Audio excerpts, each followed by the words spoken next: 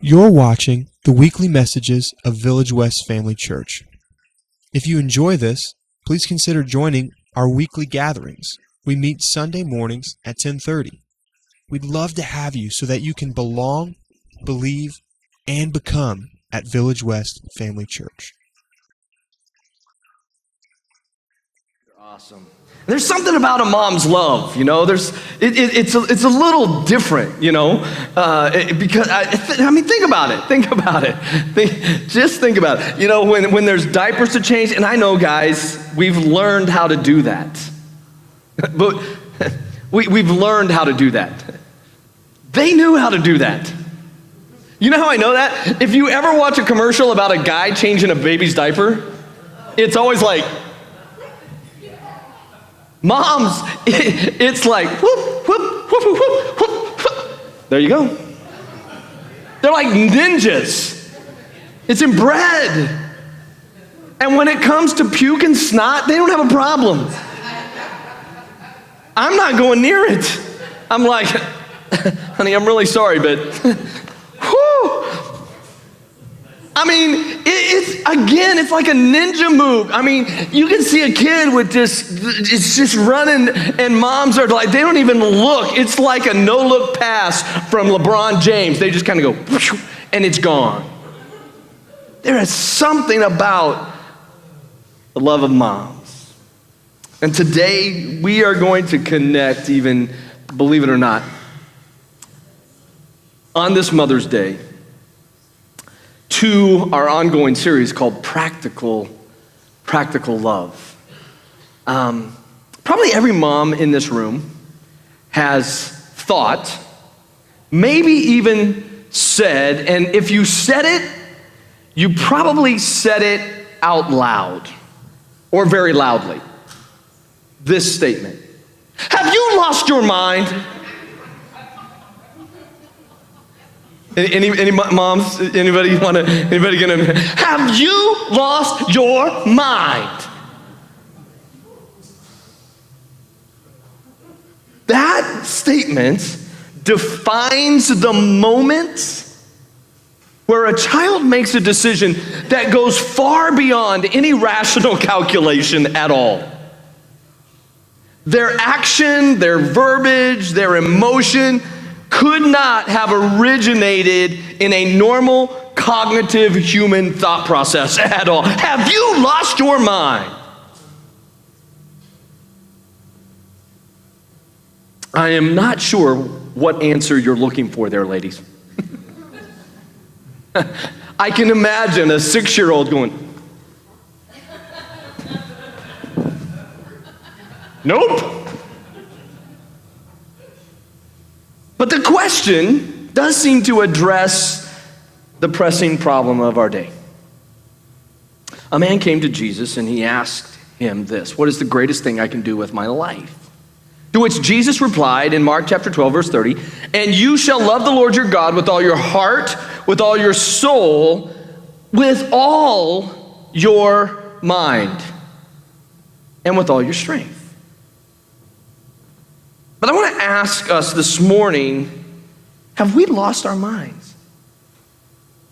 Have we lost our minds? Oh, we understand love and heart. That makes total sense to us. You see it everywhere, you know, it's right up there. The heart is always connected to love. And I was doing a little bit of research on this, and I thought, I wonder, you know, because back a few years ago, everybody had the tattoo, I heart mom, you know, and there's this connection between love and heart. And we can see the connection between love and soul. It makes sense to us. Mike, I still got a little bit of a ring going on up here. I don't know if they do, but I do. But is it possible that we are leaving out an important piece of God's greatness quotient in our lives? God, what is the greatest thing I can do with my life? And we're leaving out an important piece, and that's loving God with our mind. The fact that I am to use my mind in a love relationship that I have with a triune God. Is it possible that we can even love God in a mindless way? I want you to think for a minute about how many times maybe you've walked into a situation similar to this. You've walked into maybe even this situation, maybe even this morning, and you have not even thought about, what am I doing? Or maybe you thought, I know how this is going to go. Pastor's going to come up. We're going to shake 5 hands. We're going to sing a song. They're going to take an offering. There's going to be the video announcements. Then they're going to sing some more. And I'm just going to read the words off the screen. Reckless love, reaches the 99. And I'm just reading the words right off the screen. And then pastor's going to speak. And about a third of the way in, I'm just going to check out. And then when he says amen, I'm going to get up. And, oh, by the way, what are we having for lunch today? Did I burn the roast? Mindless. Is it possible that we love God in a mindless way? That the actions and the attitudes have become second nature, and can I even say common? That each time we come into a situation like this, it's really no different. It's just common. This is what we do. That the nuances of a loving relationship are slowly slipping down the scale. And it's really simple. Why? Because we're not giving it enough thought. We're not giving it enough thought. And how do we do that in a practical way? You say, Ken, but I do love God with my mind. I know God. I believe in God. That's cognitive information. That is merely cognitive information. Even demons believe. So that's to say, I know God. I believe in God. That can simply be on a level of cognitive thought. It's just information. Well, Ken, I read my Bible. Well, reading is an operation of the brain. Let me show you something. I pray. Ken, I pray. Another operation where the brain is involved. Ken, I sang those songs. I read them off the screen. And I sang. Brain-controlled function. Those are all actions of the brain that anyone can participate in.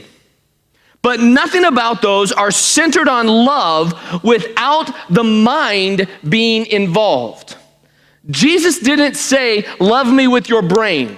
Otherwise, all you would have to do is produce activity. I can bring anybody into this room, set them down in this same situation that you are in, and I can say, do you know God? Yes, here are the details. They can pray. They can let words form in their mouth and say, God, here is what I want. Can they read? Hopefully they can. And they can read every page of this book. Can they sing? Well, I don't know, but they can sing. It's a brain function. It's mind over matter. It is mind over matter. See, the brain is material. It's actual material.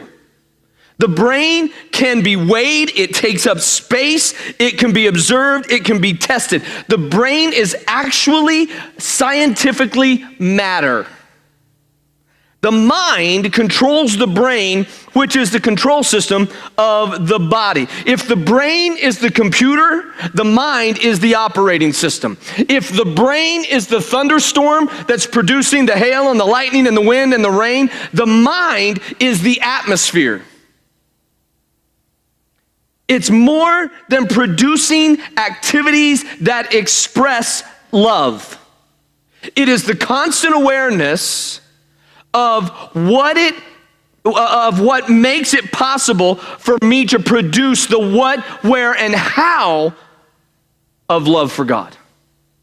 So I can do things that look loving. I can have actions that are loving. I can reach down and I can pet a dog. That's an action that shows love. I can do things that show loving action. but it doesn't mean that I'm loving God with my mind.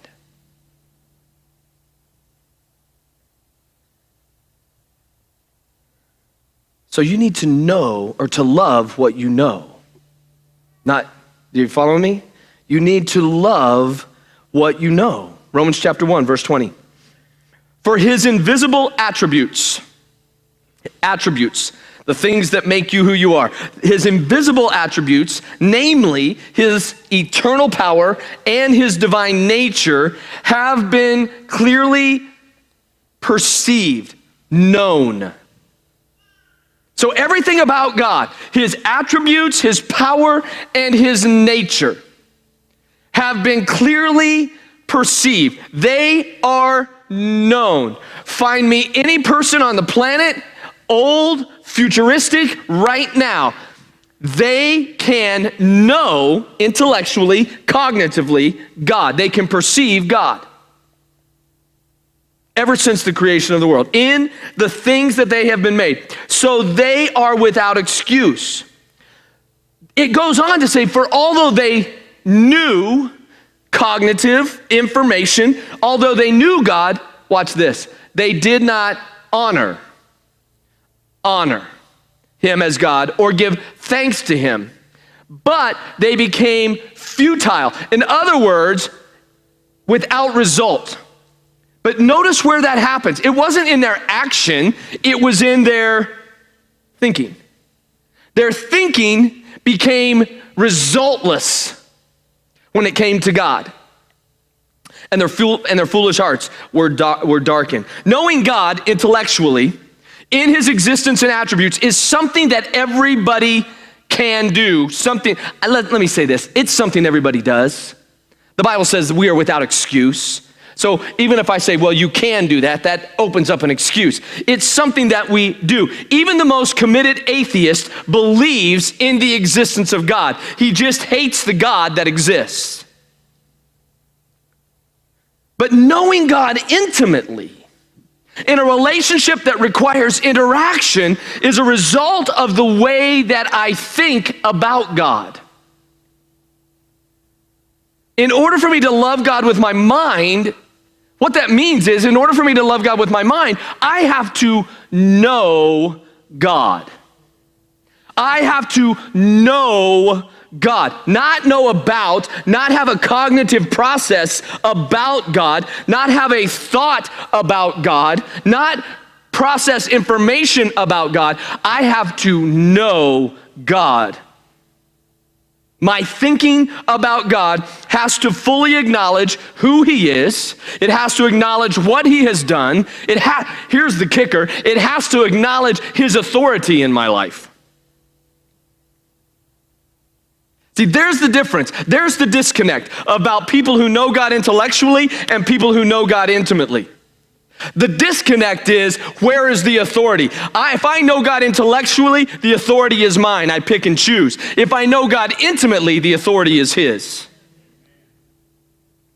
So not only do I have to acknowledge who he is and what he has done, but I have to acknowledge his authority in my life and that he is love, he acts in love, and he initiates love. But those thoughts can't be only categorized into certain activities of my life. If I were to ask you the question, why do you love God? Why do you love God? Right now, your brain is beginning to process that information, and you are beginning to think of the reasons, the activities that have happened in your life that answer that question. Why do you love God? Well, he saved me, Ken. He helped me, Ken. He showed up when I needed him. Those are some of the answers that would probably flow even out of this room to the question, why do you love God? But see, we love God with our mind when our thoughts, our choices, our reasons are on him, even before any outside influence causes us to respond in an expression of love. So before he does what he does, our mind, when we love God with our minds, our thoughts are already on him. So I can say, well, I love God. Why? Because he helped me in this situation when I cried out to him. No, I love God with my mind because my thought was already on him, and it just made me understand what he was doing in my life in a greater way. When I honor him with my life of worship before I honor him with my act of worship, that's loving God with my mind. Oh, it's going to get quiet.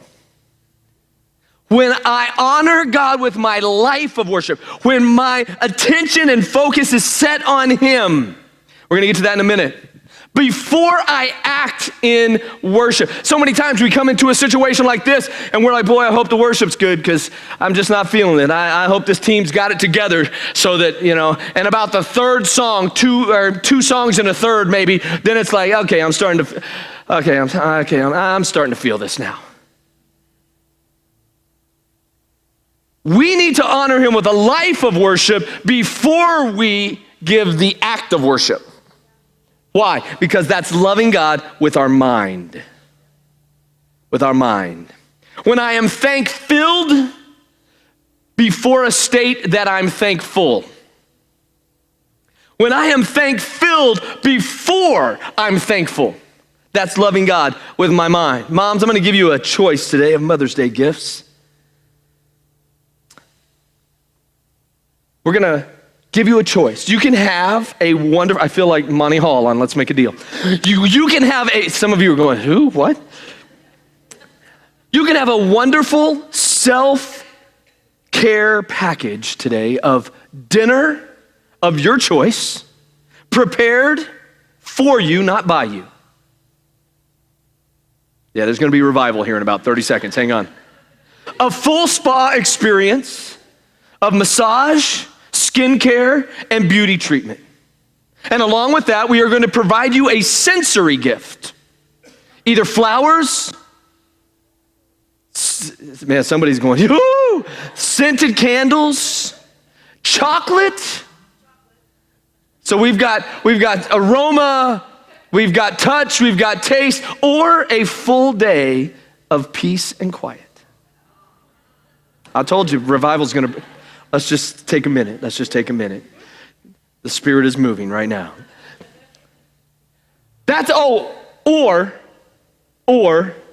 So there's gift one. Are you ready? Let me rehash that one more time. Here's gift one. Dinner of your choice, prepared for you.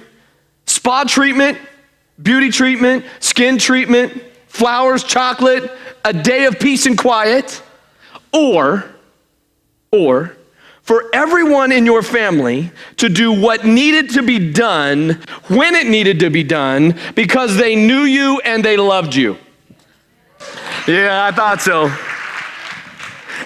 so. There ain't enough chocolate in the world to match that. That is how we love with our mind.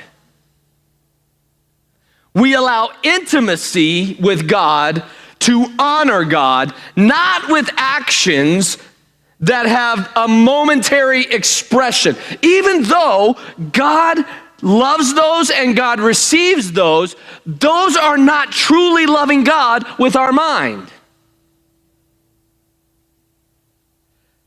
How do you practically know intimately, how do you love God with your mind? Well, you spend time. It's just like loving somebody else. You spend time. You put yourself in his presence, publicly and privately.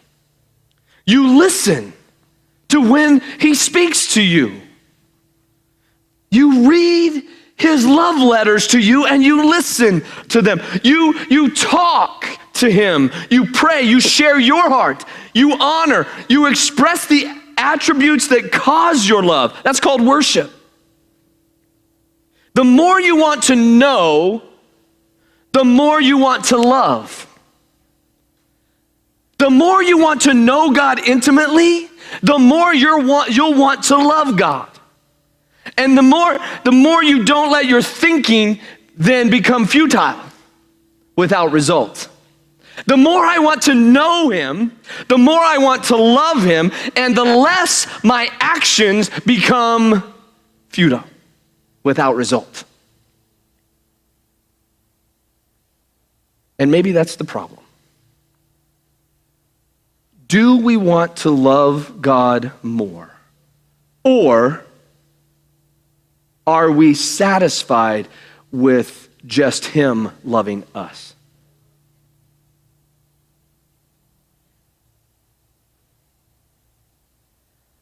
So you have to set your mind to it.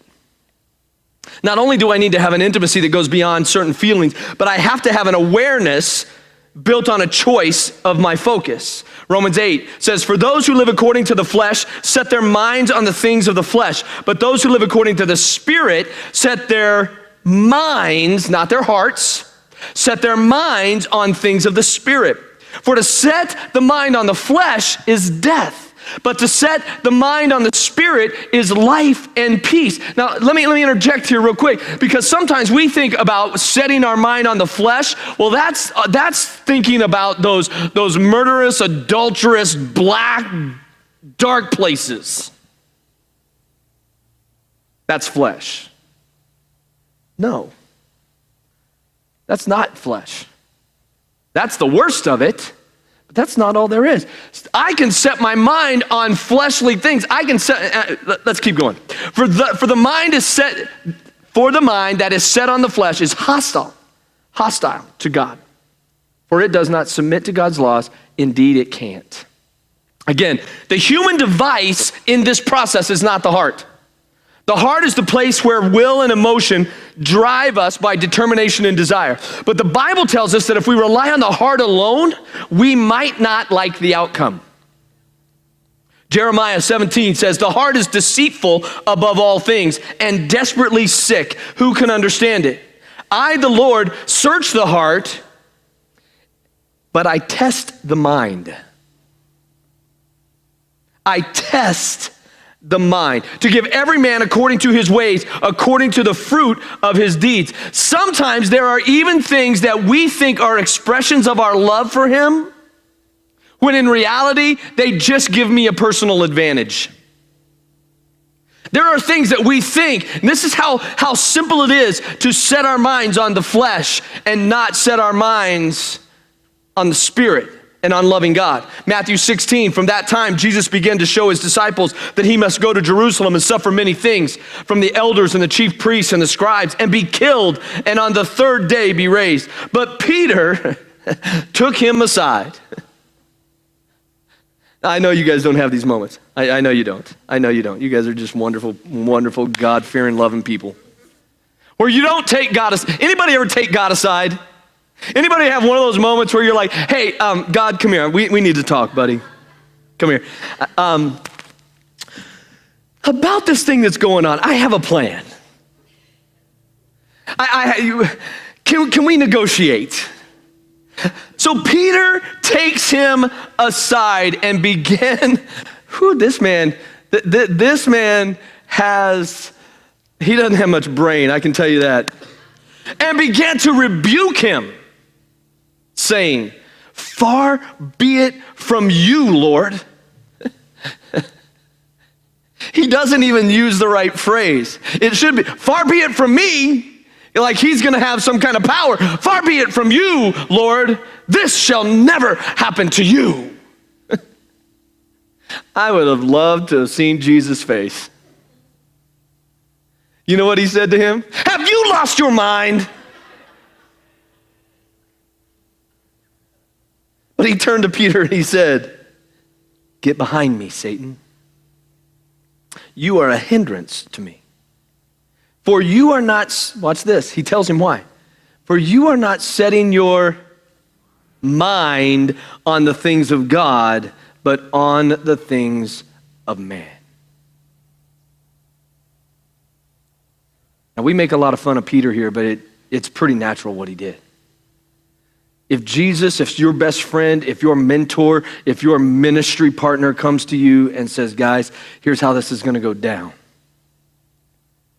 We've got to go to Jerusalem. I'm going to be killed. I'm going to die." everything within me would say, time out. You're gonna what? No. But notice what he says. He says, you have your mind on the wrong thing. It was a good thing. Peter didn't want Jesus to go. Peter didn't want Jesus to die. Peter didn't want to lose. But his mind was not where it needed to be. We do the same thing. We pray for us. We worship for the feeling that we get. But that is us working towards something that we want, something that we need. There are things that my heart wants that God never intended for me to have. They don't fit his plans, they don't fit his purposes. It is when I engage my mind and set it on God, then I experience the fullness of life. Then I find peace, even when the circumstance doesn't change. When I set my mind on the Spirit, that's when life truly comes in. That's when peace really happens. On the practical side, setting starts with submitting. Setting my mind on Christ starts with submitting. I don't know if you all remember this, but it reminds me of the old, short-lived fad of hidden 3D illusion pictures. You remember those? You remember they'd have this kiosk set up in the mall, and you'd walk by all these pictures, and every picture looked the same. It was just a blur of color. And man, there would be people there, they'd be popping blood vessels in their head going, I can't see it. Stare at it as long and as hard as you want. You won't see anything until you relax and repeat the process. The trick to seeing those things was to simply relax and to use your eyes differently. To let your mind tell your brain, don't look at it, look through it. Relax and just repeat the process. And guess what would happen? The image behind all of the confusion would appear.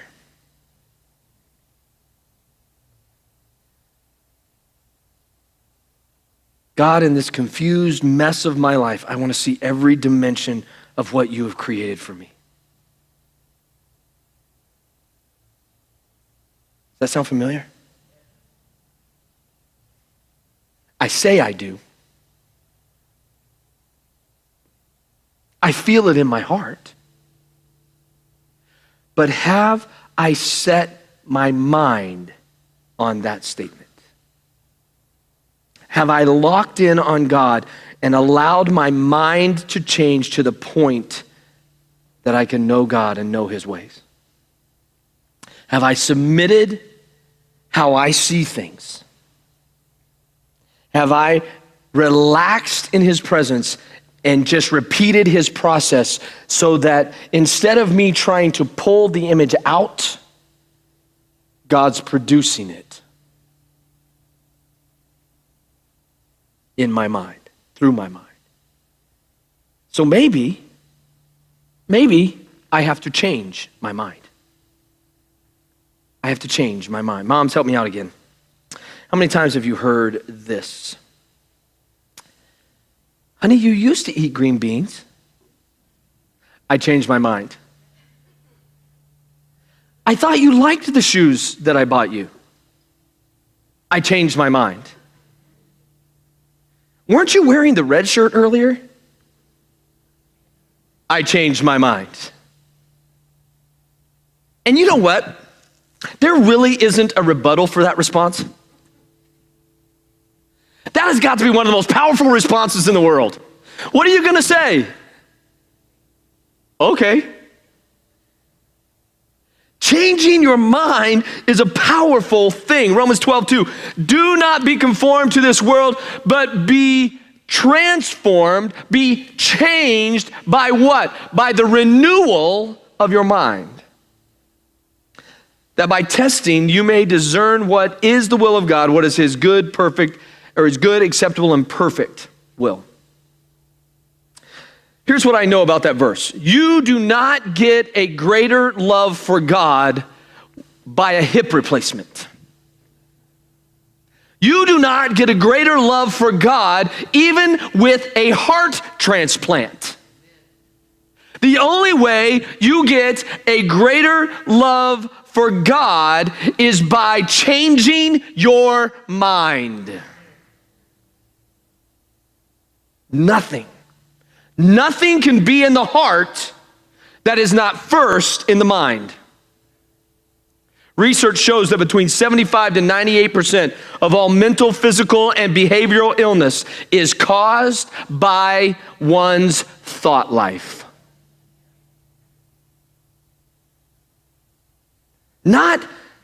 So when I start changing my mind, not just to get the circumstance into my favor, but by renewing the process of what I am thinking about and how I am shading those thoughts, I place myself in a more God-like position at the same time that I am bringing greater freedom into my life. Proverbs 23:7 says this, "For as a man thinks in his heart." Here's the deal. In order for you to get into your heart, you got to think into your heart. And as a man thinks in his heart, watch this, so is he. So is he. Your thought life plays an incredible part in you loving God. Because if you're going to say, I love God with all my heart, then you have to think that way in your mind. Your thought life controls how you operate, even in your relationship with God. 2 Corinthians chapter 3. Now the Lord is the Spirit, and where the Spirit of the Lord is, there is freedom. Freedom. And we all are being transformed. Now, let me back up. And we all, without any barriers or hindrances, are knowing God. Remember what that said? We have no excuse. So take the barriers out. And we all are being transformed into the same image from one degree of glory to another. For this comes from the Lord who is the Spirit. So by changing my mind, by changing how and what I think about life, when I change what I think about God, when I change what I think about myself, I am expressing love for God. I have to change my mind. I have to change the way I think about things. When I see my situation as impossible, I'm not trusting God, and you cannot love without trust. So when I see myself, when I allow those negative thoughts to continue to roll over and over and over like the credits of a movie, that's what happens in our lives. The movie plays and we roll the credits. You know what we're doing when we're rolling the credits? We're giving people the honor for what has just been done. We do it with the negative thoughts in our mind. We roll them like credits going, this was great stuff. We look at what goes on in our life. We look at what's happening. We look about things that are negative that we have, and we roll the credits. You got to change your mind. When I fill my life with negative self-talk, my life is not a form of worship. God, I worship you. Why? Because I am fearfully and wonderfully made. We don't do that. When we fill our lives with the negative self-talk, that's not worship. That's not worship. And we cannot love without honor. We can't live without honor. And that's what worship is. When I question God's actions and motive, I'm questioning God's love. Why does God do everything that he does? Because he can? Because he has more power than you? Why does God do everything that he does? Love. Love. I came to the world to seek and save that which was lost. Why? He loved them. For God so loved the world that he gave. Everything God does, every activity, every intention, everything that God does is love. So when I question God's actions and motives, I'm questioning God's, and you can't love what you don't know.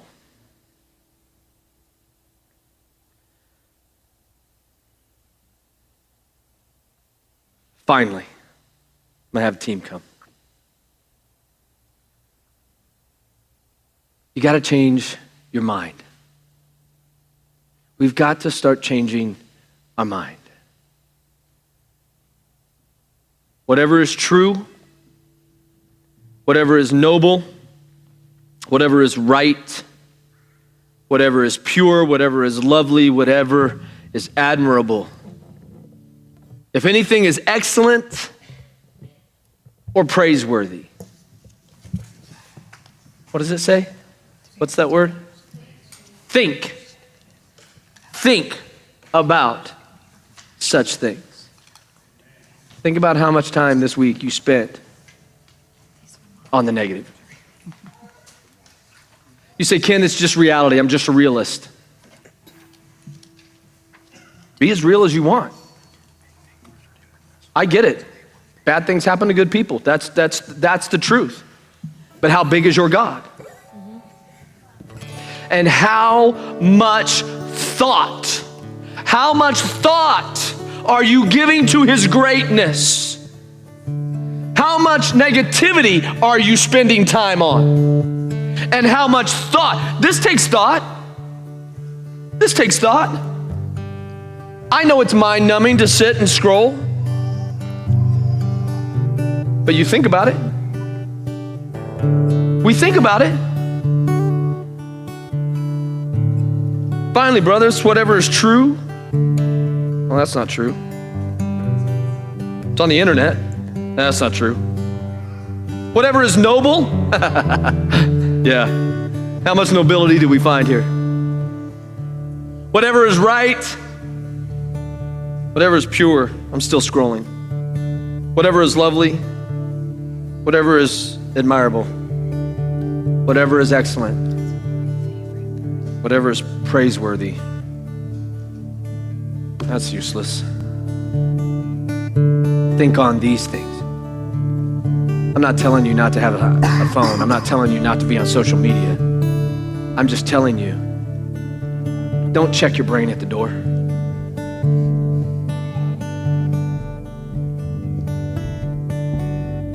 Is God looking at us today and saying, have you lost your mind? I want you to love me with all of your mind.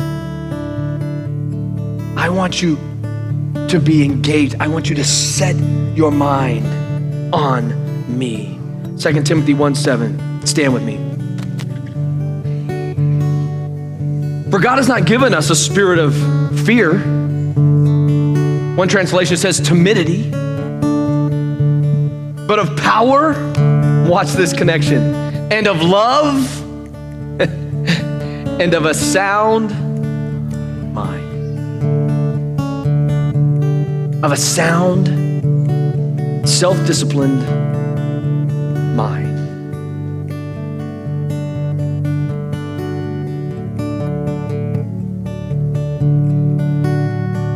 How many have ever given God a piece of your mind?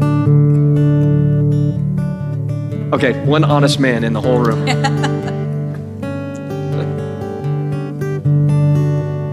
If I'm answering that question, it's probably like, yeah, about 3 hours ago.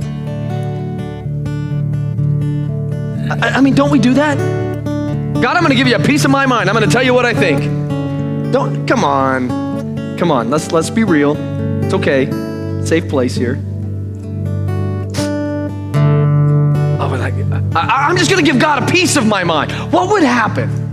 Instead of giving God a piece of our mind, where we say, God, you're not doing this right. God, this needs to be different. God, why is this happening? God, what's going on? God, have you forgotten me? God, what's the problem? God, why am I this way? And we're giving God these little pieces of our mind. What would happen if we just gave him all of our mind? Like he asked. If we would just love him with all of our mind.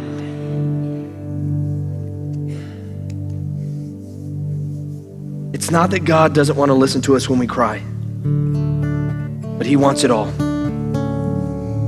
He wants it all. He wants us to set our minds on him. He wants us to change our minds, and he wants us to know him, to truly know him, not just with a brain function, but with our minds. What would happen if we loved him? What would happen to all those pieces of our mind that we give away? They'd be gone. They'd be different. Because guess what? The question of God, don't you care? It would change if I'm loving God with all my mind. The question of God, what's going on? It would change if I'm loving God with all my mind, because my mind would be focused on him, not on the thing. If it would change the ideas and the negative thoughts that happen in our mind, if we would give him all of our minds. You know that there's actual research that's out today, neuroplasticity research that says that you can actually change your mind physically. It is mind over matter. That you can take those areas, maybe that were damaged by abuse, maybe that were damaged by negative thought, and they can be changed when you refocus. God had that plan since the beginning of time. And he didn't have to go to KU and get a degree to find it out. He wants to change your mind today.